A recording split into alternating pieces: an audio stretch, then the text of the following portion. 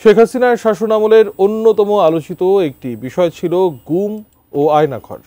ভিন্ন মত দমনে গোপন এই কারাগারে বন্দি রেখে নির্যাতন করা হতো শত শত মানুষকে, যাদের কেউ কেউ এরই মধ্যে মারা গেছেন, আবার কেউ কেউ আওয়ামী লীগ সরকারের পতনের পর বের হয়ে এসেছেন।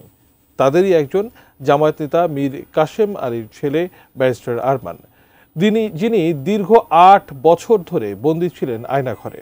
গুম হওয়ার আগে ঠিক কি ঘটেছিল তার সাথে, এবার নিজেই দিলেন তার চাঞ্চল্যকর তথ্য। এসআই রাজ জানাচ্ছেন বিস্তারিত। একটি পদক্ষেপ নেওয়া দরকার, সেটা হচ্ছে যে ভিকটিম ফ্যামিলি যাদের এখনো কেউ ফেরত আসেনি তারা কেমন চলছে এই খবর যেন সরকার নেয়।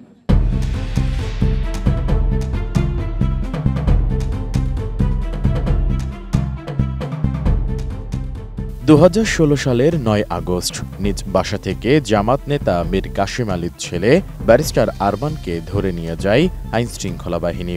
এরপর থেকে তার কোনো খোঁজ ছিল না। তবে গত বছরের 5 আগস্ট ছাত্র জনতার গণ অভ্যুত্থানের মুখে শেখ হাসিনা সরকারের পতন হলে দীর্ঘ 8 বছর পর বাড়ি ফেরেন তিনি।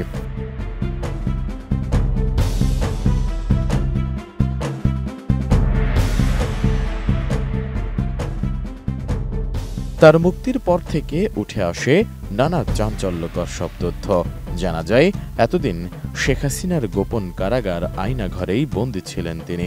কিন্তু কিভাবে তিনি গুম হয়েছিলেন আর আগে পরে ঠিক কি ঘটেছিল তার সাথে, সেসব বিষয়ে এবার নিজের লেখা বই আয়নাঘরের সাক্ষী গুম জীবনের 8 বছরে তুলে ধরেছেন তিনি।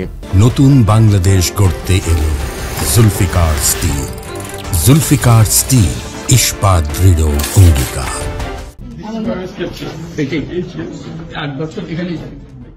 ওই বইয়ে ব্যারিস্টার আরমান লিখেছেন, গুম হওয়ার সপ্তাহ 2 আগে শেখ হাসিনা পরিবারের এক সদস্যের কাছ থেকে আরমান জানতে পারেন তাকে উচ্চ পর্যায়ের নির্দেশে গুম করা হবে। ব্যারিস্টার ডিগ্রিধারী শেখ পরিবারের ওই সদস্য তাকে সতর্ক করে দ্রুত দেশ ছাড়ার পরামর্শ দিয়েছিলেন। কিন্তু ব্যারিস্টার আরমানি তার বাবা মীর কাশেম আলীর নির্দেশে দেশ ছাড়েননি। এর 3 দিন পরই তাকে বাসা থেকে তুলে নিয়ে যাওয়া হয়। শুধু তাই নয়, শ্বাসরুদ্ধকর ওই পরিস্থিতিতে গুমের আগেই মোট 3 জায়গা থেকে 3টি সতর্কতামূলক বার্তা পেয়েছিলেন ব্যারিস্টার আরমান। শেখ পরিবারের পর বিএনপির এক শীর্ষ নেতার ছেলেও আরমানকে দ্রুত বিদেশে চলে যেতে পরামর্শ দিয়েছিলেন। সবচেয়ে ভয়াবহ বিষয় হলো, তৃতীয় বার্তাটি আরমান পেয়েছিলেন সেনাবাহিনীর এক অবসরপ্রাপ্ত জেনারেলের কাছ থেকে।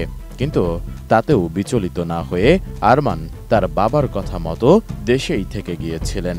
আরমান তার বইয়ে উল্লেখ করেছেন, বাবাকে মৃত্যুর মুখোমুখি দাঁড় করিয়ে রেখে তিনি কাপুরুষের মতো নিজের নিরাপদ জীবন বেছে নেননি। আর এই 3টি সূত্রের কারো নামই উল্লেখ করেননি আরমান।